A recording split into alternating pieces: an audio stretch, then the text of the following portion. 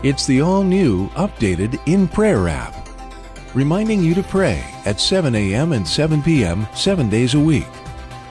Prayer requests and stories, the daily devotional, all the latest videos, and social media integration through Facebook and Twitter, plus many more features.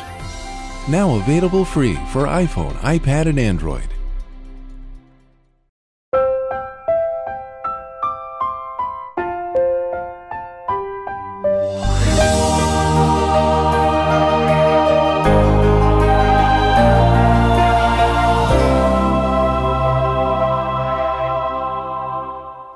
Happy holidays po sa inyo lahat. Mula po dito sa programang Oras ng Pag-aaral. Tayo po'y dumako na naman sa huling bahagi ng ating serye at ito ang ating pagtatapos din ng ating taon. Kaya po, sana po ay sa nakalipas na isang taon, tayo po lahat ay nanagana sa kabutihan at pag-ibig ng ating Panginoon. Ako pong muli ang inyong lingkod, Pastor Ben Casimiro, at sa pagpapatuloy po ng ating pagtalakay ng ating salita ng Panginoon, tayo po'y makakasama natin muli si Pastor Tornalejo. Welcome, Pastor. Maraming salamat, Pastor Ben. Magandang araw sa iyo. Parang kailanlan tayo ay nagsimula ng ating pagtatalakay ng ating leksyon. Ngunit ngayon, panghuling leksyon na ng ating serye. Purihin natin Panginoon sa kanyang papatuloy na pagpapatnubay sa atin. Sa ating mga televiewers, sa ating mga minamahal na mga kapatiran, magandang araw sa inyong lahat. Advance Happy New Year. Sana po ay may marami tayong naaani na mga pag-aaral mula sa salita ng Panginoong Diyos na nagpalakas sa ating pananampalataya. Tayo po'y dadako na sa ating ika-13 leksyon at ito'y pinamagatang ang walang hanggang ebanghelyo. Pero bago po natin ito tuluyang pag-aralan, ay tayo muna po ipapangunahan ni Pastor Tornalejo sa ating opening prayer. Tayo pong lahat ay manalangin. Ama naming banal, makapangyarihan sa lahat. O Diyos, kami ay lumalapit sa iyo muli. Dala namin ang aming mga pasasalamat at papuri sapagkat ikaw ay ang takila naming Diyos at ang iyong pagpapala ay nagpapatuloy na ibinubuhos sa amin. Ama naming banal, salamat na sa aming pag-aaral at pagtatalakay na aming leksyon sa buong quarter na ito, ikaw ay naging kasama namin. Ang pagpapala ng banal na Espiritu ay aming natamo at may marami kami na pag-aralan mula sa buhay na salita ng Panginoong Diyos na napasigla at nagpalakas ng aming pananampalataya. Ama naming banal, pinapatuloy namin ang pag-aaral ngayon. Humihiling kami ng kaalaman mula sa itaas at patnubay ng banal na Espiritu na amin magampanan ang aming gawain at ang aming mga kapatiran ay may matutunan na mga maraming bagay na magpalago sa aming pananampalataya. Salamat, Panginoon, sa iyong assurance na ang aming mga kahilingan ay iyong matutugon ayon sa iyong kabutihan. Salamat, Panginoon. Ito ay aming dinadalangin sa matamis na pangalan ng aming Panginoong Hesus. Amen. Amen. Maraming salamat, Pastor. Sa ating pasimulang pagtalakay ay ating tutunghayan ang ebanghelyo, ang walang hanggang ebanghelyo. Paano mo nakita, Pastor, ang walang hanggang ebanghelyo dito sa sinulat ni Santiago? Maraming salamat, Pastor Ben, sa katanungan. Unang-una, dapat natin isaisip na ang Biblia ay hindi kinakalaban ang kanyang sarili. Ang ebanghelyo na makikita natin sa ibang bahagi ng Biblia, ito'y tungkol sa kaligtasan sa pamamagitan ng pananampalataya kay Kristo, ay ito din makikita sa sulat ni Santiago.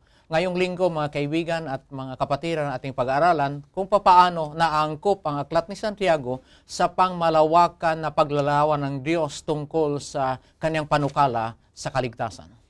Maraming salamat. Pastor, tunghayan natin, paano ba inilarawan ang ebanghelyo sa Lumang Tipan? Kasi binanggit mo kanina, ang ebanghelyo ay sa iba't ibang mga aklat ay hindi naman sila nagkukontrahan, hindi sila magkakalaban, kundi sila nagkakaisa. So, paano mo nakita ang ebanghelyo sa Lumang Tipan? Kasi ito'y pangkaraniwang iniisip na sa Bagong Tipan lamang sa panahon ng pagdating natin Panginoon Hesus. Pero bago pa siya dumating, ito sa panahon ng Lumang Tipan, narito na ba yung ebanghelyo? Totoo yan, Pastor Ben. Maraming naniniwala na iba yung panukala ng Panginoong Diyos tungkol sa kaligtasan sa Lumang Tipan at iba naman dito sa Bagong Tipan. Kaya nga sabi nila, yung Bagong Tipan ay naglalarawan ng covenant of grace. Habang doon sa lumang tipan, it's a covenant of works. Subalit ito ang panukala, itong pag-iisip ay hindi sang-ayon sa kabuuan ng banal na kasulatan. Makikita natin dito, pakibasa nga Pastor Ben sa Hebreo 4 versikulo 2. Makikita natin na itong covenant na tinutukoy dito ay narinig na, ipinahayag na ng Diyos mula pa sa Old Testament. Okay, ganito wika. Aklat ng Hebreo, Kapitulo 4, talatang 2. Sapagkat tunay na tayo'y pinangaralan ng mabubuting balita, gaya rin naman nila. Ngunit hindi nila pinakinabangan ang salitang napakinggan dahil sa walang kalakip na pananampalataya ang nangakarinig. Malinaw na sinasabi ni Apostol Pablo na itong pabalita o itong ebanghelyo na ating natanggap ngayon ay tinanggap na o napakinggan na ng ating mga Old Testament people. Subalit, hindi nila pinakinggan, hindi nila tinupad yung mga testament at covenant nila sa Panginoon. Kaya masasabi natin, Pastor Ben, na ang ebanghelyo na makikita natin dito sa Bagong Tipan ay narinig na ng mga tao sa Lumang Tipan. Ibig sabihin ay ito rin yung ebanghelyo sa Bagong Tipan, ito na rin yung ebanghelyo sa panahon pa ng Lumang Tipan. Pero kagaya nga na binasa natin, ang problema ay hindi doon sa tipan. Ang problema ay doon sa mga nakarinig ng tipan na sila'y may kakulangan sa pananampalataya. Tama yan, Pastor Ben. Hindi magkaiba yung mensahe sa Lumang Tipan at sa Bagong Tipan. Tama yung sinabi mo na yung suliranin ay doon sa kanila na nakikinig sapagkat hindi nila tinupad, hindi nila sinunod. Pastor, nabanggit mo na pareho lang yung ebanghelyo, no? Pero ang pagkaunawa kasi natin sa ebanghelyo, ito yung mabuting balita ng kaligtasan na ginawa ni Kristo.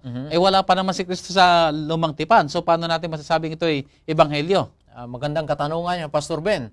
Yung kabuuan ng ebanghelyo, mga kapatid at mga kaibigan, ito ay nagsasalaysay ng kagagawan ng Diyos tungkol sa kaligtasan sa tao. Kaya nga, nasabi natin kanina that this is tinutukoy na kaligtasan sa pamamagitan ng pananampalataya natin kay Kristo. At dito natin makikita, may mga talata tayo dito na basahin na Pastor Ben. Pakibasa nga sa Genesis Kapitulo 3, versikulo 15.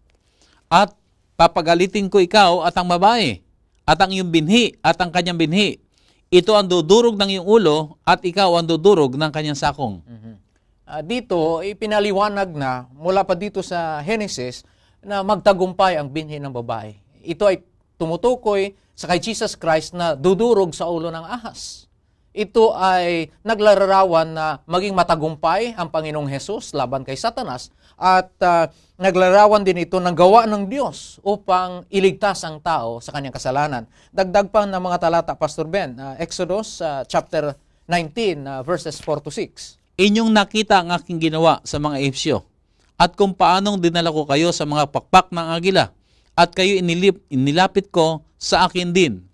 Kaya't ngayon, kung tunay na inyong susundin ang aking tinig at iingatan ang aking tipan, ay magiging isang tanging kayamanan nga kayo sa akin na higit sa lahat ng bayan, sapagat ang buong lupa ay akin.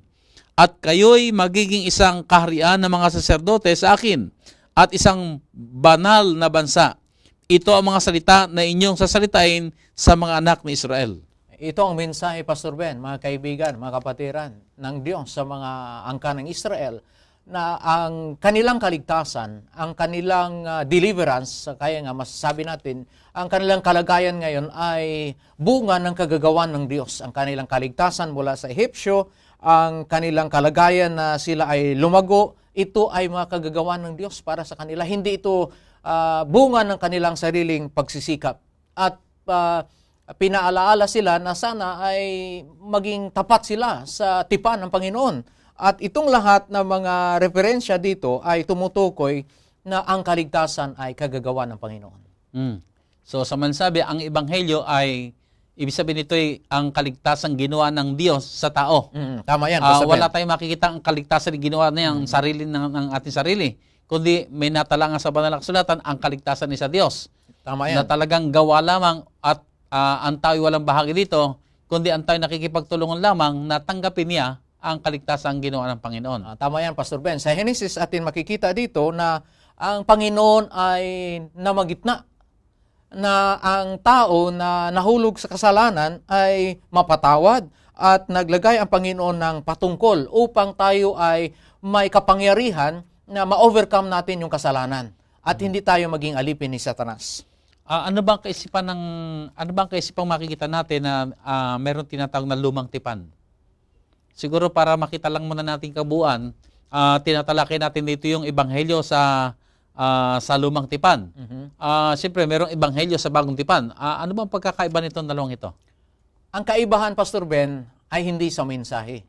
Ang kaibahan ay tungkol sa pag-uunawa at pakikitungo ng mga tao tungkol sa tipan. Mga kapatiran, kung tayo ay mag-aral ng tipan, alam natin na sa nasulat ni Apostol Pablo, itong tipan ay ipinahayag na sa mga tao in the Old Testament. At ito namang tipan in the New Testament is the same.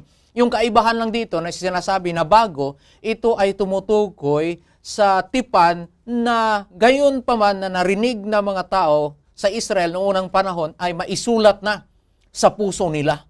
Noong unang panahon ay ito ay tinutukoy na isinulat sa bato. Ngunit ngayon, ang kabaguhan nito ay maisulat sa puso ng mga taga-Israel at sa puso natin. And so, mga kapatid, yung kaibahan, it's how it is written, not in the message itself. Ito masasabi natin na ang kaibahan ng lumang tipan sa bagong tipan. So nakita natin, ang ebanghelyo ay pareho lamang. Dangan nga lamang yung mga tao na tumanggap ay iba ang kanilang pagkaunawa at iba ang kanilang saloobin tungkol din sa tipan ito. Tama yan, Pastor Ben. At kaya nagkaroon ng bagong tipan, hindi sapagkat may mas magandang ebanghelyo, kundi sapagkat nagkaroon ng failure on the part ng mga unang binigyan. Tama yan.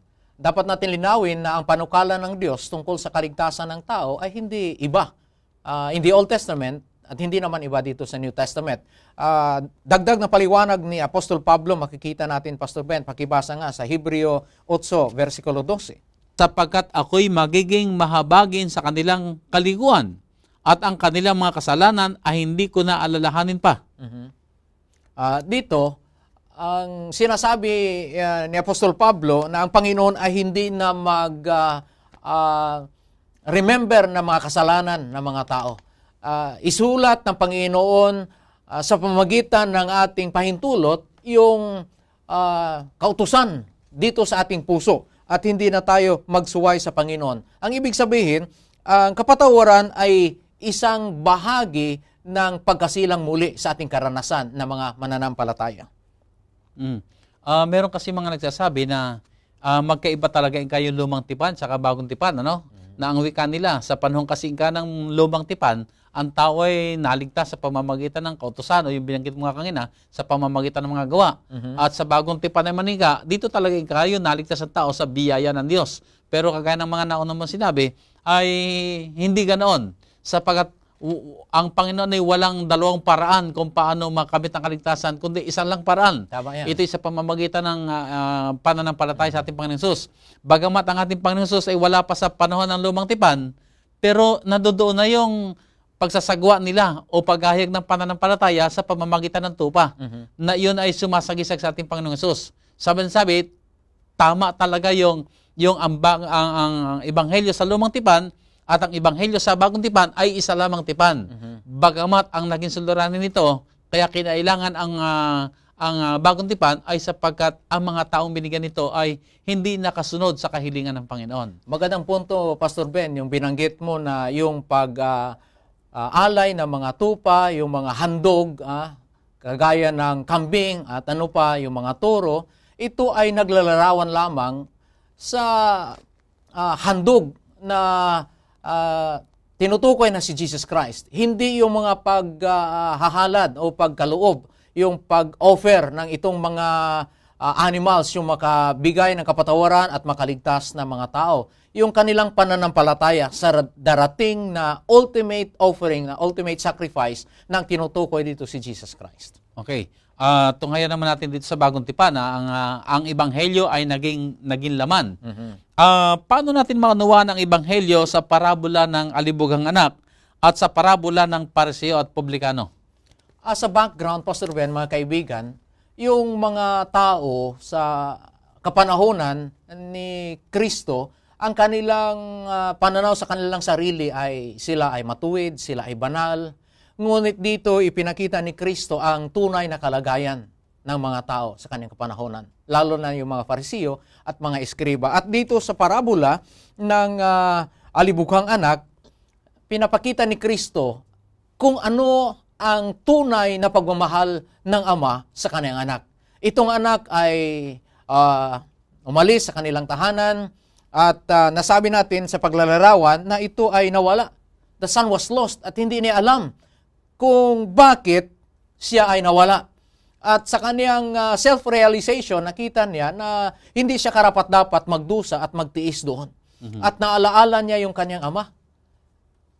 Nang naalaala niya yung tunay na kaugalian ng kanyang ama, that realization ay nag-udyok sa kanya na siya ay manubalik sa kanilang tahanan. At dito nakita niya, hindi lamang na ang relasyon ay nanumbalik, pinapakita dito sa pagtanggap sa kanya ng kanyang ama na yung relasyon nila ay nabago. Sapagkat ang paningin niya sa kanyang ama ay nabago. Yung kanyang ama ay palaging nag-aantay sa kanya, buo ang pagmamahal at buo siyang tinanggap, hindi na isang alipin, kundi tunay talaga na anak na karapat-dapat. Ibig sabihin, lalong naging maganda yung relasyon nila. Dahil unang-una, nakilala ng alibughang anak ang kanyang tunay na katayuan na siya hindi karapat-dapat. Pero ang kabutihan ng ama ang siyang nagbigay sa kanya ng pagkakataon na siya ay nagkaroon muli ng relasyon sa ama. Yeah, tama yan. Sa kabilang dako naman, itong mga Pariseo na nagtingin sa kanyang sarili na sila ay banal, sila ay makatuwiran sa harap ng Diyos. Subalit sila ay binawaliwala ng Diyos sapagkat ang kanilang katuwiran, ang kanilang kabanalan, sa pamagitan ng kanilang gawa ay hindi sapat upang makamtan nila yung kaligtasan. Okay, ano ba mahalaga mga leksyon ang maaari natin mapulot dito sa dalawang parabola na ating tinunghayan? Yung parabola ng alibughang anak at saka yung parabola ng dalawang pumunta sa templo para sumamba, itong ang Publikano at saka itong Pariseo. Isang mahalagang punto dito, Pastor Ben, mga kapatid, mga kaibigan, yung ating pag-aaring ganap ay hindi natin makamtan sa pamagitan ng ating mga mabuting gawa sa ating sarili. Tayo ay maligtas, hindi lamang, ay hindi kung papaano yung ginawa natin mabuti. Ito ay involves, especially kung ano ang ginawa ng Panginoong Diyos through Jesus Christ sa ating buhay. Ito ang mahalaga na punto na ating makita dito sa kasaysayan ng alibughang anak at sa Pariseo at mga eskriba. Maganda yan. Kung akin titignan nga sa pamamagitan ng mga parabolang ito, lalo nating i-appreciate yung kabutihan ng Diyos. Halimbawa, itong sa parabola ng alibughang anak, ay dahil nakita niya kung gaano kabuti ang kanyang ama, na sa kabila ng hindi siya karapat-dapat, muli siyang tinanggap, binihisan, ginayakan, pinakain, itinuring na wari baga hindi nagkasala, ay unig gumawa ng malaking kaibahan sa kanyang panibagong pananaw at pagkakilala sa kanyang ama. So dito natin makikita na lalo niyang minahal ang kanyang ama sa kadahilan ng nakita niya at nadama niya ang kabutihan ng ama. Ayan ang ebanghelyo, ang tunay na ebanghelyo ay makikita natin na embodied in the life and ministry of Jesus Christ. Tayo ay maaring ganap, hindi sa pamagitan ng ating kabutihan. Sapagkat kung sa atin lamang, ito ay lahat kulang. Makikita natin dito, Pastor Ben, pakibasa nga sa Mateo 5, versikulo 20, paano yung tunay nating kalagayan at yung hangarin natin na makamtan ang buhay na walang hanggang kung tayo ay mananalig lamang sa ating sarili. Sapagkat sinasabi ko sa inyo na kung hindi higit ang inyong katuwiran sa katuwiran ng mga eskriba at mga Pariseo, sa anumang paraan ay hindi kayo magsisipasok sa kaharian ng langit. Hindi ibig sabihin na yung panawagan, Pastor Ben, mga kaibigan, mga kapatid, hindi ibig sabihin na yung panawagan ni Jesus ay dagdagan pa natin yung ating kabutihan. Ang mensahe dito na kahit anong gawin natin na kabutihan, ito ay kulang na tayo makapasok sa kaharian ng Diyos sapagkat itong mga Pariseo ay mga mabubuting tao sa gawa. ngunit yung kanilang puso ay wala sa Panginoon. Ang kanilang kabutihan ay hindi nanggaling sa tinatawag natin na relational experience. So ang panawagan ng Panginoong Jesus dito, mga kaibigan, mga kapatid, na hindi pa dagdagan yung kabutihan. Ating tingnan na ating sarili kung tayong lahat ba ay nasa tamang relasyon at pakikiugnay sa ating Panginoong Jesus. Nabanggit mo yung tamang pakikiugnay. Kasi dito nga binanggit yung parabola ng Pariseo, no? Na nung siya pumunta sa simbahan o sa templo, ay hindi niya nakita ang kanyang tunay na katayo ang siya ay makasalanan, na siya may pagkukulang, na siya may pagkakamali, manakapay, naparoon siya para irekomenda niya ang kanyang sarili. Nawari bagang wala siyang pangangailangan anuman. Kung sa kabanalan ay kanyang iniisip na ginawa niya ang kanyang kabanalan. Pero doon naman sa kaisipan ng maniningil ng buwis ay ng publikano, talagang dinadagukan niya ang kanyang dibdib sapagkat nakita niya ang kanyang katayuang siya isang makasalanan. At ganun mga kaibigan ang kailangan natin maging karansan upang lalo nating mapahalagahan, upang lalo nating i-appreciate ang Ama na nasa langit. Tingnan natin ang ating mga sarili kung sino tayo. Tayo mga makasalanang nangangailangan sa Diyos. Iniligtas ng biyaya ng Diyos. Ang kabutihan ng Diyos ang siyang umakay sa atin kung kaya tayo lumalapit sa Kanya. Kung titingnan natin ang ganitong tunay na katayuan, ang katayuan ng Diyos na kagalang-galang at karapat-dapat sambahin, at tayo naman yung mga makasalanang nangangailangan ng Kanyang biyaya, kung magkagayon, bawat pagpunta natin sa templo ay isang karansang sasabihin natin, tayo'y pinagpala ng Diyos at minsan pa'y ating naging karansan ang Kanyang kabutihan. Maraming salamat, Pastor Ben. So ipagpatuloy natin sa ating pag-aaral ay ano ang pakahulugan ni San Pablo sa Ebanghelyo? Kasi nakita natin yung mga pagpapahayag ni Santiago ng kanyang pagpapaliwanag sa Ebanghelyo. Ano ba naman sa pananaw ni San Pablo ang pakahulugan niya sa Ebanghelyo? Dito sa mga isinulat ni Apostol Pablo, napakaganda yung mga paglalarawan ni Apostol Pablo sa Ebanghelyo. Kung mayroon pang isang tao na masabi natin na mabuti sa kanyang gawa at mga hangarin para sa kapakanan ng paniniwala ni Pablo na ito ay para kay Kristo, walang iba maliban sa kay Apostol Pablo. Bago pa siya nagawang apostol, siya ay isang tao na tumitingin sa kanyang sarili na banal at wala na siyang pangailangan.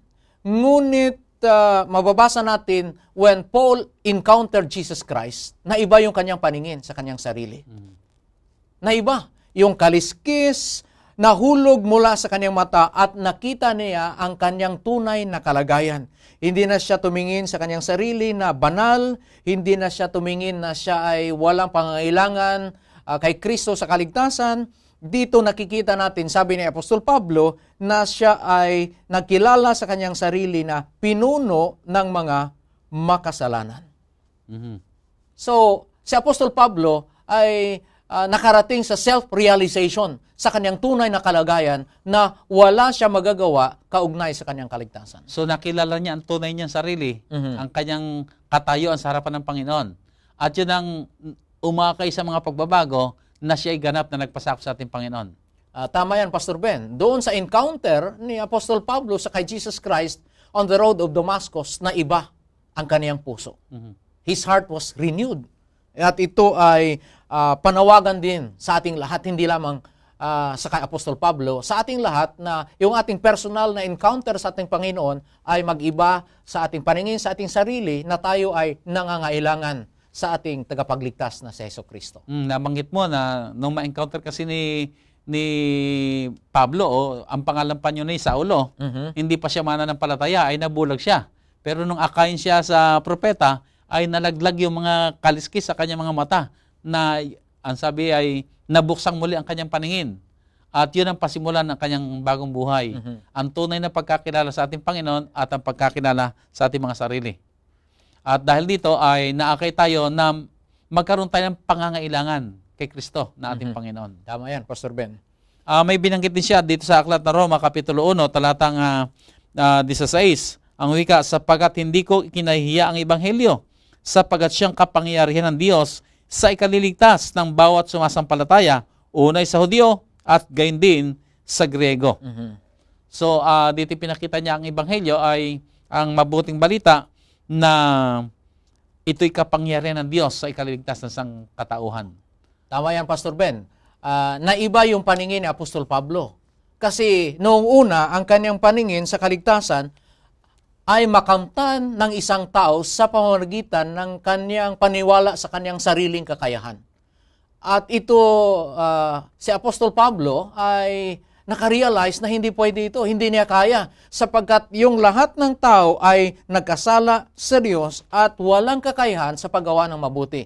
Kung ating mabasa, Pastor Ben, sa 2 Corinthians chapter 3, verses 14 to 16, makikita natin dito ang paglalarawan ni Apostol Pablo. Datapwat ang kanilang mga pag-iisip ay nagsitigas, sapagkat hanggang sa araw na ito, pagka binabasa ang matandang tipan, ang talukbong ding iyon ay nananatili na hindi tinataas, na ito'y naalis sa pamamagitan ni Kristo. Datapwat hanggang sa araw na ito, kailanmat binabasa ang mga aklat ni Moses, ay may isang talukbong na nakatakip sa kanilang puso. Ngunit kailanmat magbalik sa Panginoon, ay maalis ang talukbong. Ito yung sinasabi ni Apostol Pablo, na kailangan natin tingnan yung ating sarili in the perspective sa ating relasyon sa Panginoon.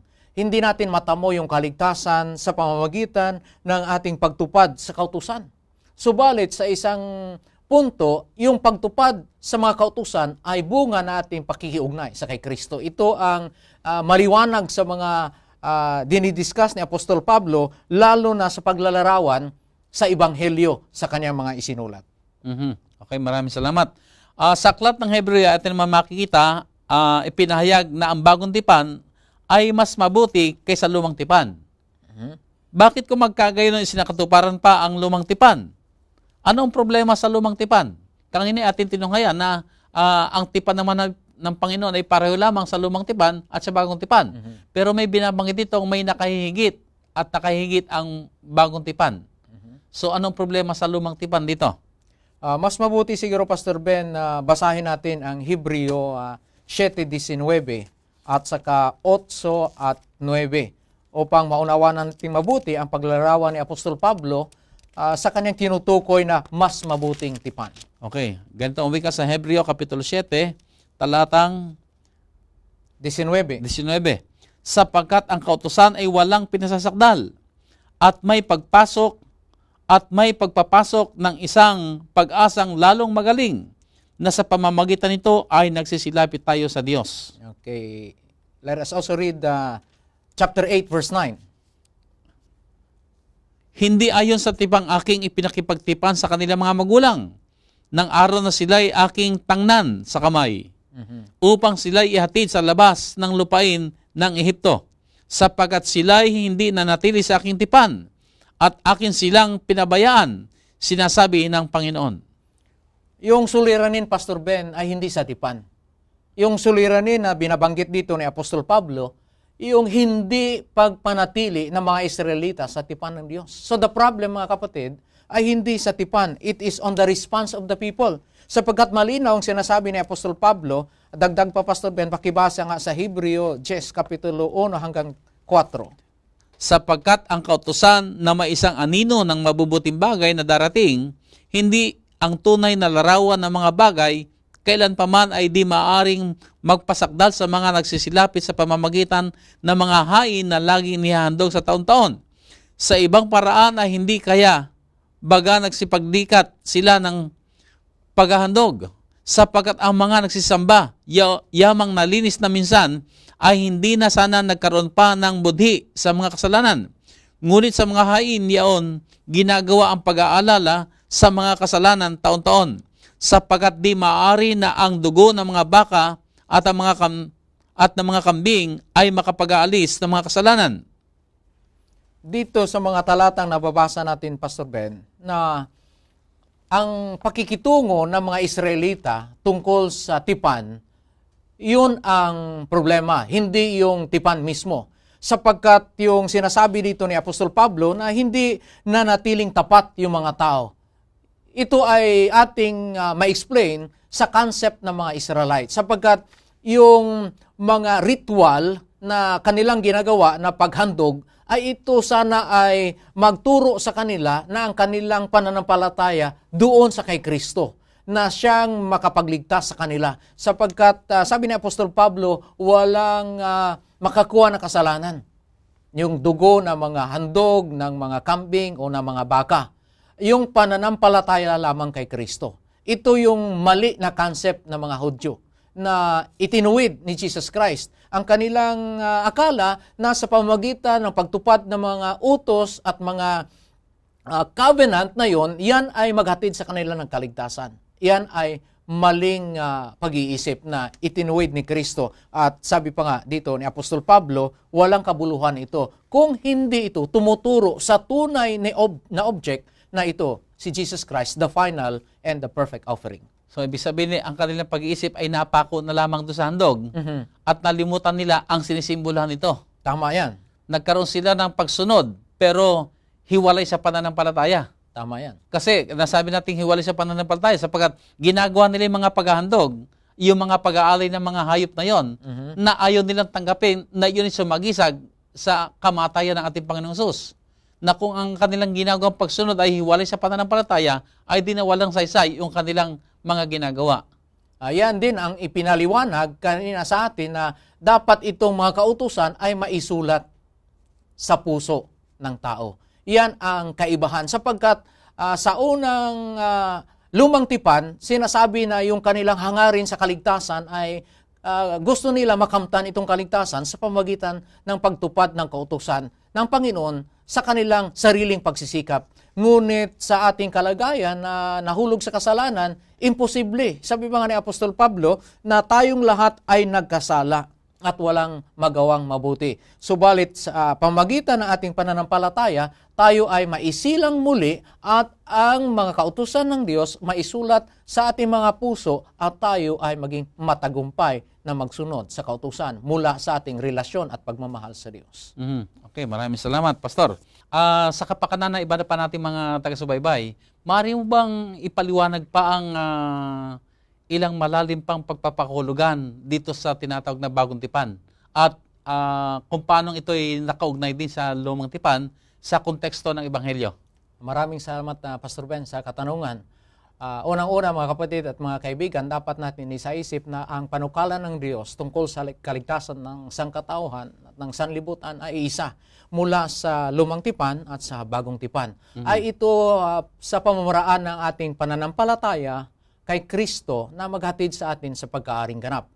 Sa Lumang Tipan, ang ginagawa ng mga tao na pagtupad sa tipan na mga pagdala ng handog ay hindi lamang tinatawag natin end in itself, yung mga paghandog at mga pag-alay ng mga hayop. Ito ay naglalarawan sa kanilang pananampalataya na darating ang ultimate and final sacrifice na si Jesus Christ. Ang ibig sabihin, itong mga ginagawa nila ay paglalarawan ng kanilang pananampalataya sa kay Kristo na darating.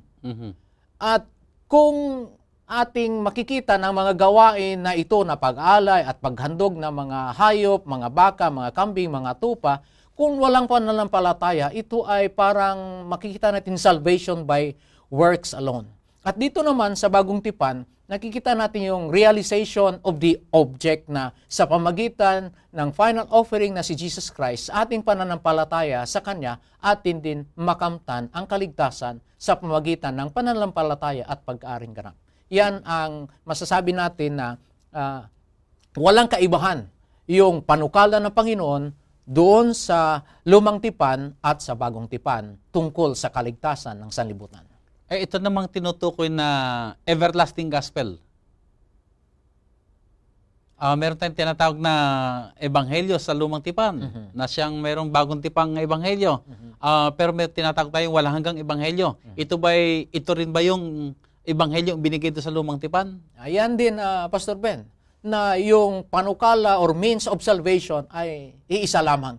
Hindi sa pagtupad ng mga kautusan, kundi yung una, yung pananampalataya kay Kristo. At ang pananampalataya kay Kristo, iyan ang naghatid sa mga tao sa Lumang Tipan na maggawa ng mga paghalad at mga pag-alay upang ang kasalanan nila ay mapatawad. Hindi sa pamagitan ng mga dugo, ng mga handog At ito lamang ay naglarawan sa dugo ni Kristo na makahatid at makabigay ng kapatawaran. Ngayon, Pastor, paano naman tayo mabubuhay sa liwanag ng bagong tipan? Magandang katanungan yan, Pastor Ben. Bagamat tayo ay niligtas ni Kristo at ito ay libre, hindi masasabi natin na walang cost ito sapagkat kung tingnan natin ang handog ng Panginoong Hesus para sa atin na ang kanyang sarili, namatay siya doon sa cross at kanyang dugo ay nagbigay sa atin ng kalayaan mula sa pagkaalipin ng kasalanan at masasabi natin na maliwanag na inilarawan ng Biblia that Jesus Christ endured the shameful death at the cross upang tayo ay mabigyan ng kaligtasan. Itong maliwanag na katotohanan na tayo ay nabigyan ng kaligtasan sa pamamagitan ng ating pananampalatay Kristo ay magbigay sa atin ng bagong pananaw tungkol sa ating pakikiugnay sa ating kapwa. Sapagkat tayo ay binigyan ng Diyos ng kaligtasan, magbago yung ating paningin sa ating pakikitungo sa ating kapwa. How we love our neighbor, how we treat them, sapagkat sa pamamagitan ng pagmamahal at pag-ibig ng Panginoon, sa pamamagitan ng kaniyang anak, tayo ay naligtas sa kaparusahan ng kamatayan. Ibig mong sabihin, Pastor, ay dahil nakita natin ang dakilang pagliligtas na ginawa ng ating Panginoon, yung dakila niyang sakripisyo na ginawa, mababago ng ating pananaw sa lahat ng mga bagay. Tama yan. Kung paano tayo makitungo sa ating kapwa, hindi lang natin sila mamahalin kagaya ng pagmamahal natin sa ating sarili, kundi mamahalin natin sila kagaya ng pagmamahal na ipinakita sa atin ng Panginoon. Tama yan. Tayo magdilingkod sa Diyos, titingnan natin ang larawang ginawa ng bagong tipan ay nakahanda tayo magsakripisyo. Hindi sapagkat kailangan, kundi sapagkat ito'y ating kagalakan. Tama. So sa lahat ng mga bagay, mababago ang ating pananaw. Maging marahil sa ating mga pagtulong, sa ating mga pagbibigay, sa lahat ng ating mga gawain, ay apektado tayo ngayon ng bagong tipan na dahil alam natin na ang lahat ay ginawa ni Kristo para sa atin, ay nakahanda na rin tayo ngayon gawin ang lahat para sa Kanya. Sabi rin ay hayaan natin ang ating buhay ay iinog na kay Kristo at hindi na sa sarili. Tama. At kung ano yung mga bagay na nakapagbibigay lugod sa Kanya, ito na rin yung ating kaluguran na gawin. Dahil lang sa bagong tipang ito na ating pinasok sa Kanya. Tama, Pastor Ben. Okay, so ipagpatuloy po natin ang ating pagtalakay sa ating leksyon. Pastor, dito may binabanggit na yung sukdulan ng Ebanghelyo. Ano ba yung sukdulan ng Ebanghelyo ang tinutukoy dito sa ating leksyon? Dito makikita natin sa Apokalipsis 10, versikulo 7. Pakipasa nga, Pastor Ben, itong talatang ito. Kundi sa mga araw ng tinig ng ikapitong anghel, pagka malapit ng siya'y humihip, kung magkagayoy ganap na ang hiwaga ng Diyos, ayon sa mabubuting balita na kanyang isinaysay sa kanyang mga alipin na mga propeta. Isang mahalagang talata ito, Pastor, lalo na sa atin ng mga Seventh-day Adventists, sapagkat dito ating makikita yung ating komisyon na tayo ay mangaral at ipangaral natin yung everlasting gospel. Ito'y tungkol sa kaugalian ng Diyos. Ito'y tungkol sa kanyang tunay na nature at ang panawagan na dapat tayo ay susunod sa kanyang mga kautusan. Ito ang mahalagang punto na ipinapahayag na makita sa buong aklat ng Apokalipsis at kagaya din sa panawagan ni Santiago sa buong mga mananampalataya. Sa pagpapatuloy, Pastor, ng ating leksyon, bakit ang pagtupad sa kautusan at patotoo at pananampalataya ni Jesus mahalaga sa konteksto ng walang hanggang ebanghelyo? Maraming salamat, Pastor Ben, sa katanungan. Ang paliwanag makikita natin dito sa mga talata sa Apokalipsis, Kapitulo 12, versikulo 17 at sa Apokalipsis 14, versikulo 12. Ito ay maliwanag na isinulat ni Apostol Juan ang kaugnayan ng ebanghelyo sa mga pagtupad sa kautusan ng Diyos. Okay, aking mabasahin sa Kapitulo 12, talatang 17 ng Apokalipsis. At nagalit ang dragon sa babae at umalis upang bumaka sa nalabi sa kanyang binhi na siyang nagsisitupad ng mga utos ng Diyos at mga may patotoo na Jesus. Dito naman sa 14:12, Pastor Ben. Narito ang pagtitiyagan ng mga banal na mga nagsisitupad ng mga utos ng Diyos at ng pananampalataya kay Jesus. matibay na issue sa kahulihang panahon na Pastor Ben at mga kaibigan, ang issue ng pagsamba. Sino ba yung ating sinasamba? Ang Diyos na tagapaglikha ng langit at ng lupa, o ang hayop o ang kanyang larawan? Kasama dito, Pastor Ben at mga kaibigan, ang pagsamba sa Diyos, ang pagtupad sa kanyang mga kautusan, at bahagi dito ang araw ng Sabat. Sapagkat ang araw ng Sabat ay nagpapahayag ng nature ng ating Panginoong Diyos na siyang ating tagapaglikha. Sinasabi, for in 6 days the Lord made the heaven and the earth, and on the 7th day Sabbath, God rested. At sa pag-alang sa Sabbath, Pastor Ben, mga kaibigan, ating kinikilala at ating sinasamba ang Diyos na tagapaglikha ng langit at ng lupa, at ang pagsunod dito sa kautusan ng Panginoong Diyos ay nagpapahayag ng ating pananampalataya. At kaya nga sa ating napag-aralan, yung Ebanghelyo ay pananampalataya sa ating Panginoong Jesus. Dito kasi sa mensahe ng tatlong sinugong mga anghel, dito natin makita na yung everlasting gospel ay dala-dala nitong anghel. Na anghel na tinutukoy dito ng mensahero ay ang tayo mga tinawag ng Panginoon upang magdala ng kanyang pabalita sa buong sanlibutan. At bahagi ng ebanghelyo nga ay itong pagkilala sa ating Diyos bilang manlalalang at pag-iingat ng kanyang kautusan. Tama yan, Pastor Ben. Ating ipaliwanag na hindi ang kautusan ang pamamaraan sa kaligtasan.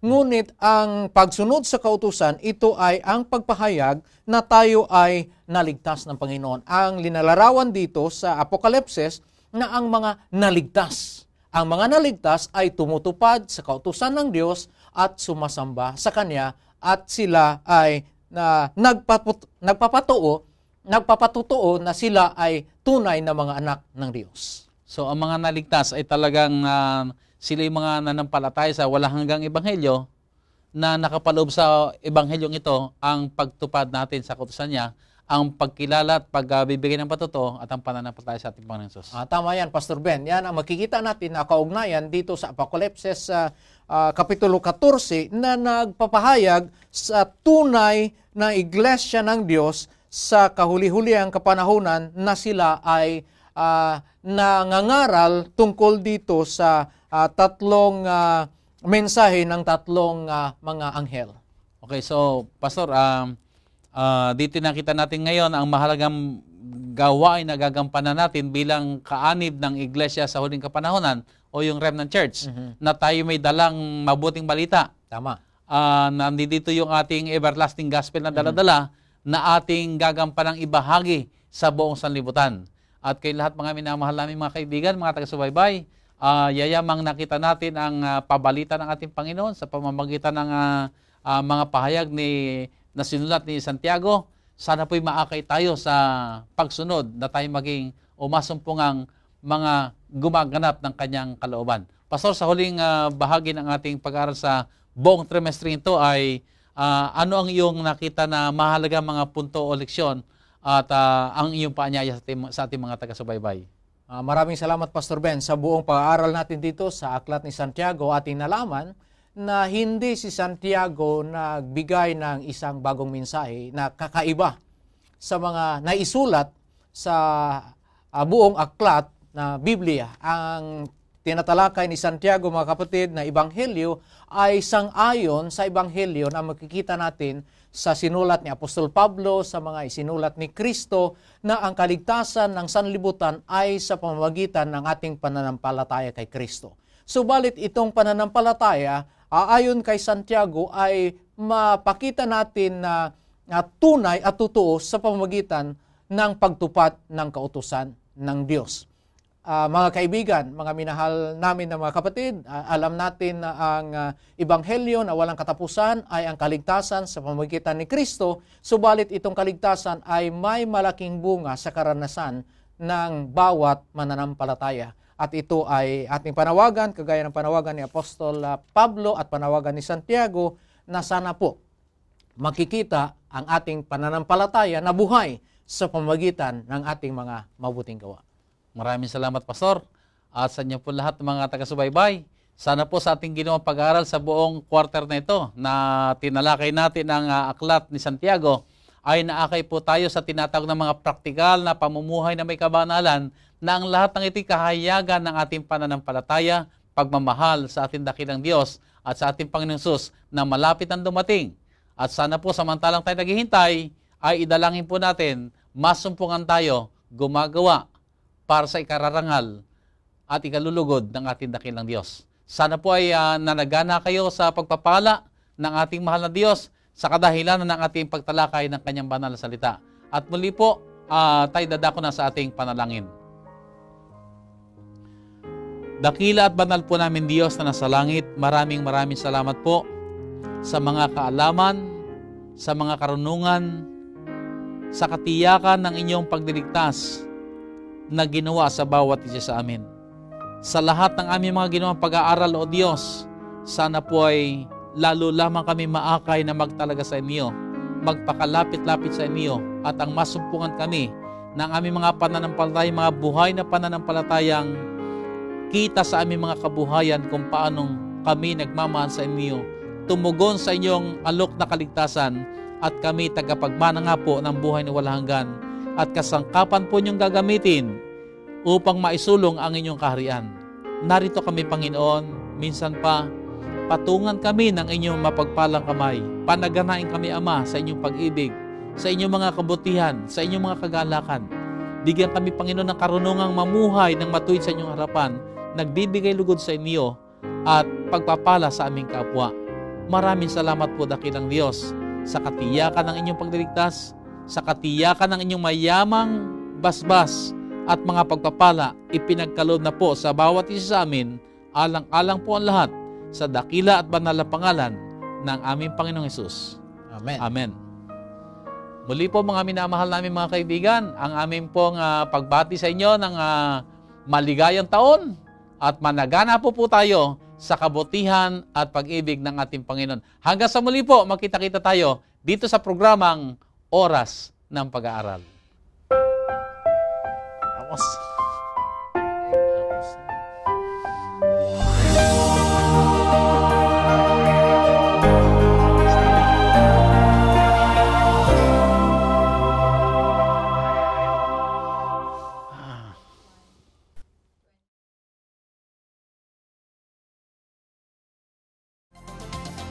Presenting the best news in the world. You're watching the Hope Channel. We are people, and we love to get connected. We connect as families because of birth. We connect as friends because we click. And we connect as communities because we care. Seventh-day Adventists are people who connect in communities called congregations, which in turn connect to form conferences, who connect together to form unions, divisions, and the General Conference. Why do we connect? It starts with a connection to the Creator, who invites us on a spiritual journey. When we journey together, we can help each other along the way. This journey is a journey of a lifetime, and as we learn and grow, life becomes filled with meaning and purpose. Our greatest joy is in helping others along the way. Wherever you are on your journey, we believe that we have something to offer that can make your life more whole. So the next time you see a Seventh-day Adventist, remember, you're not looking at someone who stands alone. They are connected to a world church that has 18 million members, gathered in 13 divisions, comprised of 122 unions, formed by 600 conferences, serving in 140,000 congregations in 208 countries, who worship in 924 languages, and they all want to connect with you. Every hour of every day, any family member can watch. Hope Channel is educational, inspirational, focusing on lifestyle and health, and offering programs to young and old alike that teach health, culture, positive values, and spirituality. Welcome to Hope Channel.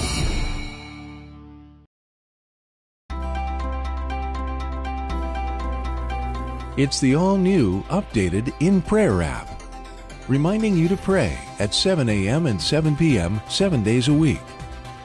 Prayer requests and stories, the daily devotional, all the latest videos, and social media integration through Facebook and Twitter, plus many more features.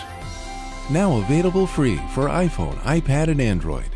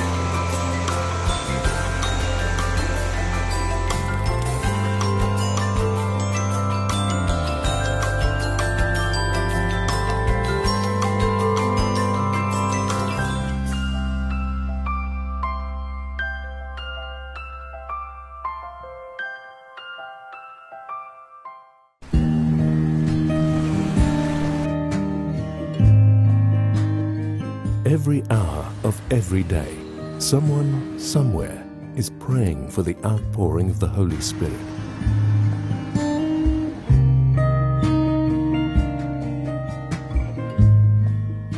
"777", praying at 7 a.m. and 7 p.m., 7 days a week.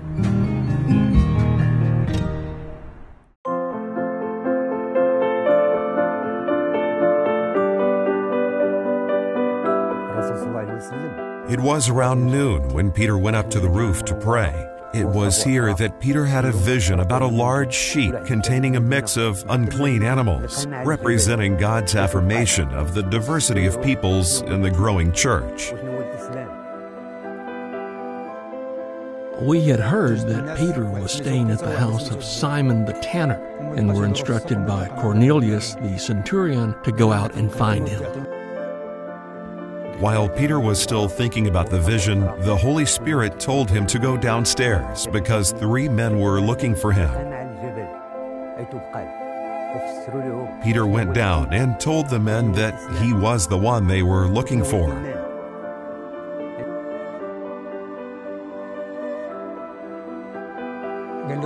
We then told Peter that Cornelius the centurion had been told by an angel that Peter would come and see him at his house. So, unbeknown to Peter, Cornelius was already expecting his visit to Caesarea. What happened here was quite unusual, just the fact that Peter entered the house. Remember that it was against the law for a Jew to associate with or visit a Gentile. Cornelius told Peter how 3 days earlier he had been praying in his house when an angel had appeared before him. Peter shared with Cornelius his new understanding that God does not show favoritism and is the Lord of all. This was a real turning point. From this point on, the gospel was also given among other people groups, and it all started out with prayer and fasting and a vision. I pray for my family to be safe. That we're thankful for what we have. I pray for the people who are sick will heal and feel better. I pray for my parents to be safe, and I pray for my brother, and that God gives us a blessing. Please pray at 7 in the morning and at 7 in the evening and 7 days a week.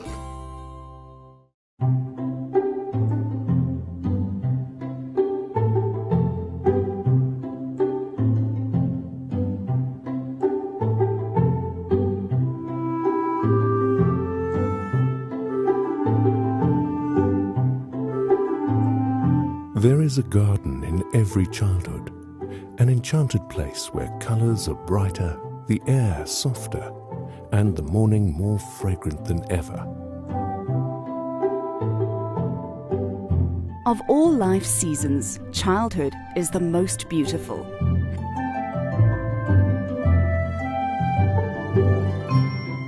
Children are the living messages we send to a time we will not see.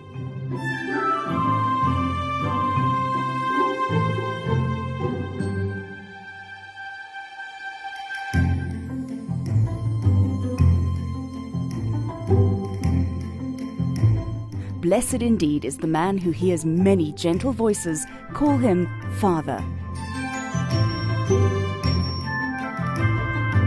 A child can ask 1,000 questions that the wisest man cannot answer.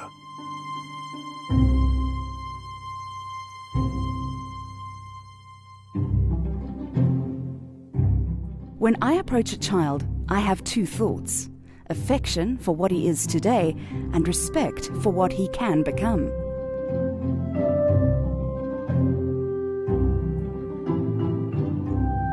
There are no 7 wonders of the world in the eyes of a child. There are 7 million. Children are 1/3 of our population and all of our future. He called a little child to him and placed the child among them. And he said, "Truly, I tell you, unless you change and become like little children, you will never enter the kingdom of heaven. Therefore, whoever takes the lowly position of this child is the greatest in the kingdom of heaven. And whoever welcomes one such child in my name welcomes me."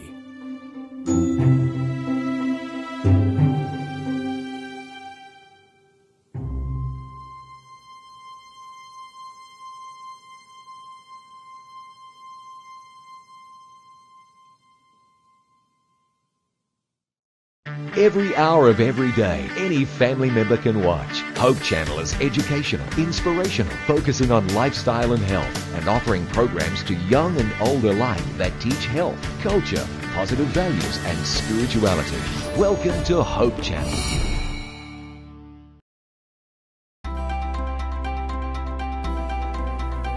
It's the all-new, updated In Prayer app, reminding you to pray at 7 a.m. and 7 p.m. 7 days a week.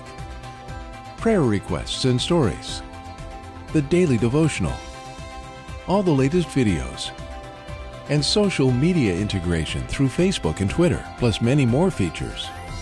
Now available free for iPhone, iPad, and Android.